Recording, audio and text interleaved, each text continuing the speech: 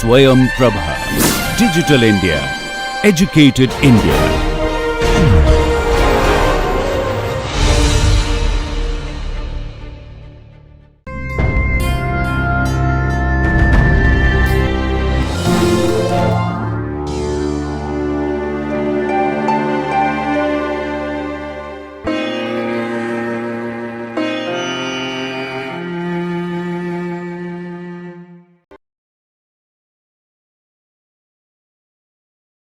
Hello. Good morning, good evening, good afternoon, depending on where you are, what time you're looking at this. You can you see a sort of sadness on my face? That's because we are on week 8. Unbelievable, right? I the nice thing about a journey is that when we start the journey, we want the journey to end. But when the journey actually ends, we are not very happy. So what a contradiction in thinking, right? So we are on week 8, and I'm sure you enjoyed week 7. The project by Shakuntala, there's so much of passion that she put into it. I'm sure every one of you is going to be as passionate as she was in expressing her project. It's I think I'm not sure. Many times we talk about the word passion, right? I'm not very sure where that word really comes from. I think passion really comes from self-belief, saying what I am doing, I don't know whether it's right or wrong, but whatever I'm doing, I've put my entire heart into it. I think that could be, passion, definition of passion, and all that. We also started learning about creative thinking. We also learned to understand that creativity is deliberate, right? In a sense, you cannot expect to be creative when you're walking, when you're talking to somebody, when you're sleeping. Creativity is not like that. Creativity is a very definite set of deliberate activities that you do. You go from problem definition to problem solution of the problem. We saw all the steps. We said you define the problem, you look for information on the problem, which is critical. We redefine the problem. We try and generate as many ideas as we can. We choose one or two ideas, and then we look at the difficulty in the idea, and then we try to overcome the difficulty by what is called shaping the idea, and then we finally go towards implementing the idea. And we now understand that you cannot call yourself creative unless you have actually implemented the idea, which is one of the angst that I have as far as the biomimicry course is concerned, because I'm saying that many of these ideas that you're going to come up with have to be implemented.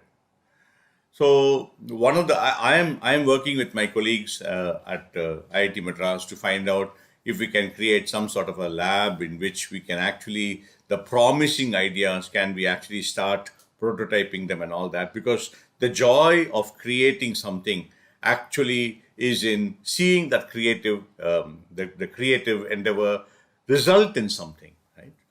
Something very tangible that you can touch, feel, and all that. Otherwise, ideas are always so easy to do. So that's what we saw in week 7. Week 8 is a concluding week, so which means that we will do all the necessary things to conclude this. I have lots of more stuff to talk about on creativity, and we'll also give you some tools for trying to help you understand how you can take your thoughts further. So I'm happy that we have come this far. I'm happy that we have over the last 7 weeks we have met each other, we have befriended each other, and we are hoping that we will go on to Biomimicry 2.0 and 3.0 and 4.0 and more biomimicry. I forgot to tell you, many of you now at the end of week 8, Many of you should just go ahead and start teaching biomimicry.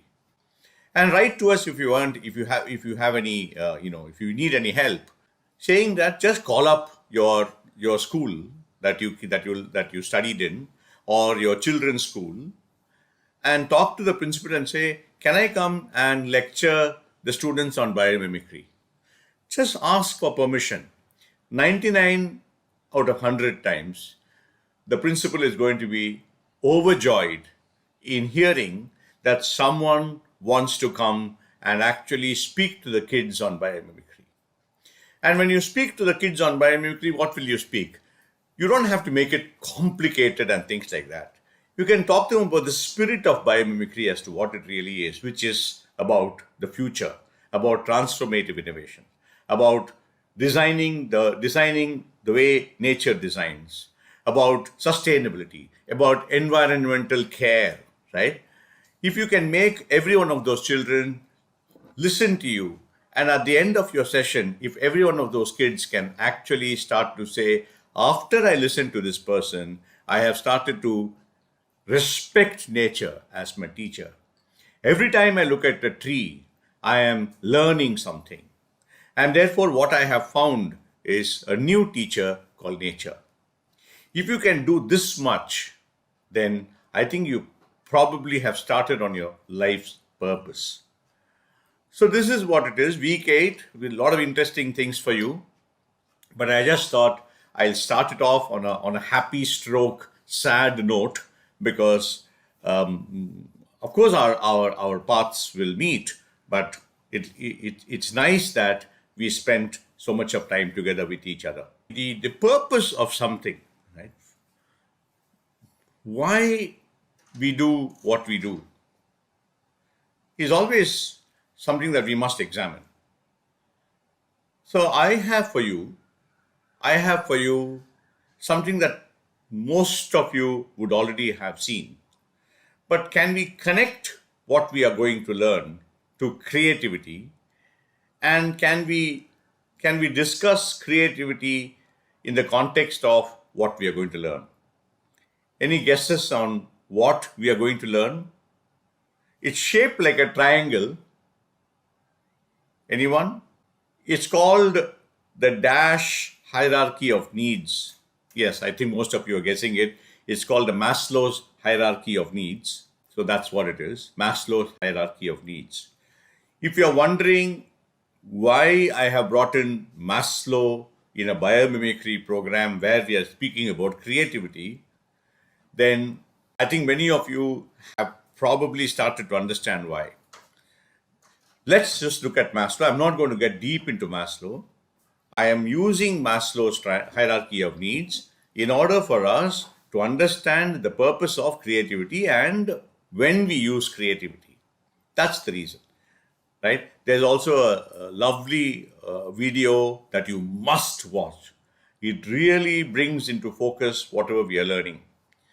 So because the video enhances your learning, that's it. So let's look at this triangle. What are we asking? We're asking the purpose of creativity. We're asking one more very important question. We're asking, when do we use creativity, or why do we use creativity? When do we use creativity? Why do we use creativity?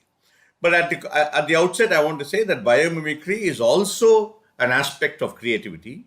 If you had the canvas of creativity, then you will naturally include biomimicry, because anything that takes you from problem definition to problem solution has to have an aspect of creativity. And the biomimicry process is a brilliant way to go from problem definition to problem solution. Now the question is when? When do we use creativity? Not when do we use biomimicry. When do we use creativity in the Maslow's hierarchy of needs? But what is the Maslow's hierarchy of needs? Very simply explained, Maslow says that all of us have 5 needs. The first need is the physiological need, the food, water, clothing, rest and all that. And I'm sure every one of us will agree with that, because none of you will be here listening to me now if you're hungry or if you have not rested enough. And if you're very hungry now, you will probably pause the video, go eat and come back. So it's well established that the physiological need is at the bottom of the pyramid. and we all need to satisfy that need. Right? Now, the question for us is creativity necessary for that? Of course it's necessary, right? I mean, even at the basis need of our needs, we need to create ways to look for food, look for warmth, look for rest. All animals do that. All organisms do that. There is no difference at all. And most of the time in our lives, we do several things. We even get a job and things like that because we want to satisfy that need. So physiological need. Safety needs, security and safety. That's a second need, very important need. I still remember when I was working in TCS, several times I used to get frustrated by the work and I wanted to resign, I wanted to leave, but immediately the question of security will come in my mind, saying what will happen to my family if I leave. So there is this security that we hold on to, and safety, of course. We keep telling each other, be careful, don't get into trouble. Why do we do that? Because there is this need to be safe. And is creativity needed for these two? Of course it is, right? So I will use all my creativity to see to it that I remain in the job, because I don't want to lose my job. And therefore, I will do everything possible. I will use all the creativity I have in order to remain in that job. Safety, naturally. When I'm going out in a dark road, when I'm coming back from the airport, sometimes I will call my friend and tell her, therefore I will think of creative ways of being safe. I will not speak too much to the driver, or I'll speak, I don't know, so many things that we do in order to remain safe, right? Belongingness and love. I don't need to talk to you about this. Every one of us needs to be loved. Every one of us needs to have someone to love, right? So we get onto LinkedIn, we get onto Facebook, we make friends, we join clubs, and again we use creativity there. We try to find out how we can use our creativity in order to be loved. Many times we feel that we're not being loved, and we use all our creativity to remain in love. And that's a very, very powerful need for all of us. Esteem needs, prestige, feeling of accomplishment. Is creativity needed? Of course, yes, because once you have accomplished something, you want to stay there, right? You don't want to keep on sliding down. And finally, of course, self-actualization, which is achieving one's potential. That's not such a popular need, because most people, I don't know whether they even go up to that. But I'm sure those people like Einstein and all that who have actually reached that stage surely must have used creativity. For me personally, the Maslow's hierarchy of needs helps me understand the power, the need for creativity, which is why I wanted to share this with you. One of the insights I got while I was doing Maslow some time ago was that if you look at biomimicry, the need for biomimicry, and the way I'm giving you some hints now, the need for biomimicry, and this is my opinion, the need for biomimicry in the context of where the earth is heading right now, which need do you think biomimicry is satisfying? According to me, biomimicry is going back to physiological needs. Because 30, 40, 50 years from now, we are going to be really looking for food, because food is getting destroyed in floods and things like that. Water is not going to be available. Already there is so much of scarcity of water. Warmth, countries are getting colder and colder and colder, right? And suddenly you find, if you go back to what we learned about the purpose of biomimicry, you will find biomimicry leads to transformative innovation. That if you look at the beetle, the Namib beetle, you know that there is a way nature makes water, which means that if we don't have water today, because of the way we are making water today, then we probably look at nature to find out how we can get water. Sounds simplistic, but if you really look at it, the logic is, you cannot beat the logic, because right now, many times we are afraid that our physiological needs are not being met, because of the way we have treated the earth. So look at the Maslow's hierarchy of needs. Write to us about your opinions. I just wanted to introduce the Maslow's hierarchy of needs to help you understand how important it is to keep your creativity at a high level constantly, and tell yourself that there is use for your creativity at every one of these needs.